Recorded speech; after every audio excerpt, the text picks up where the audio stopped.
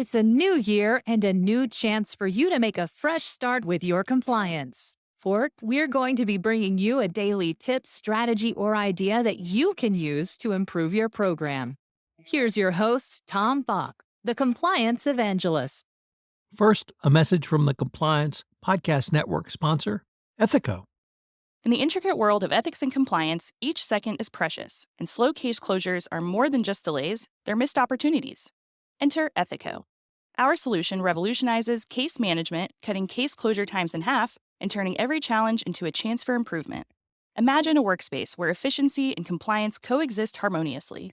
Don't just dream of faster resolutions, make it your reality. Visit ethico.com/CPN today to book a demo and dive into our exclusive white paper by Tom Fox, 2023, The Year in Compliance. Empower your team with the tools they deserve. Day 24, Internal Reporting and Triaging of Claims. The call, the email, the tip comes into your office, and employee reports suspicious activity somewhere across the globe. That activity might well turn into an FCPA issue for your company. As the CCO, it will be up to you to begin the process, which will determine in many instances how the company will respond going forward. The system has become even more important after the 2022 announcement of the Monaco Memo. Further, as the 2022 FCPA resolution made clear, as well as the 2023 Albemarle FCPA resolution, disclosing to the DOJ is the vital first step for all discounts under the corporate enforcement policy. This scenario has been driven home in many instances. In 2021, the WPP enforcement action involved a whistleblower reporting internally on allegations of bribery and corruption in the company's India subsidiary. WPP turned over the investigation to an inexperienced accounting firm in India, then allowed the investigation to be controlled by the business unit manager who was engaging in the bribery and corruption. The result, unsurprisingly, was no adverse findings. However, the whistleblower did not stop there and reported 6 more times, that's 7 total, with an increasing amount of documentary support. Eventually, the company took the allegations seriously and commissioned a full-blown internal investigation.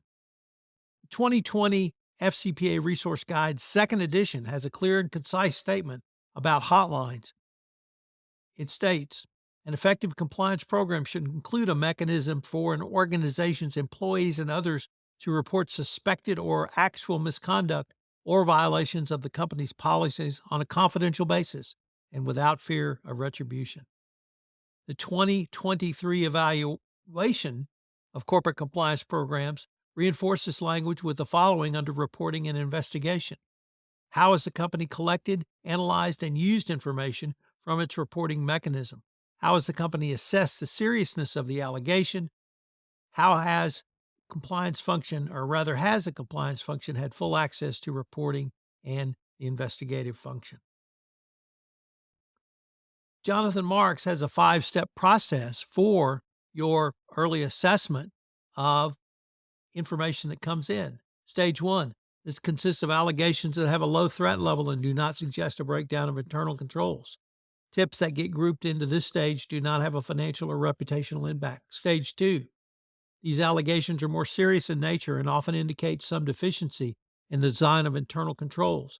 Examples include business rule violations, such as recurring employee theft or patterns of falsifying expense reports. Stage 3, these allegations are serious in nature and generally involve an override of internal controls and thus are at a minimum a serious deficiency, but they only have a minimum financial impact on financial statements or the company's reputation.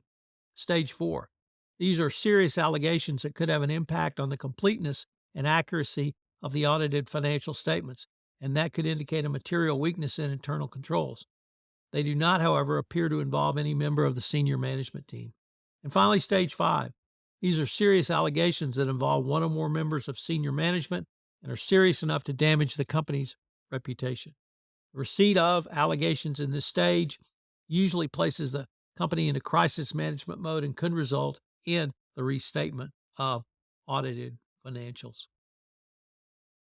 Remember, it's more than simply maintaining hotlines, as companies need to make a real effort to listen to employees. You need to have managers who are trained on how to handle employee concerns as they must be incentivized to take on this compliance responsibility, and you must devote communications resources to reinforcing your company's culture and vast values to create an environment and expectation that managers will raise concerns. The reason that a business' own employees are a company's best source of information about what's going on in the company. It is certainly a best practice for a company to listen to its own employees, particularly to help improve its processes and procedures. But more than listening to its employees, a company needs to have processes in place to allow a secure and safe route for employees to escalate their concerns. So, what are today's 3 key takeaways? Number one, the DOJ and SEC have put a special emphasis on internal reporting lines. Number two, test your hotline on a regular basis to make sure it's working. And number three, every claim should be triaged before you begin your investigation so that it gets to the right level of investigation. I hope you'll join me tomorrow on day 25 for responding to investigative findings. The Compliance Podcast Network is sponsored this month by Ethico.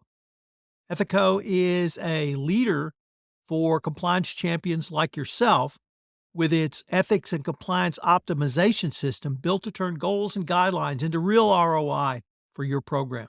For more information and a special white paper, go to ethico.com/CPN. For listening to this episode of 31 Days to a More Effective Compliance Program. 31 Days to a More Effective Compliance Program is a part of the Compliance Podcast Network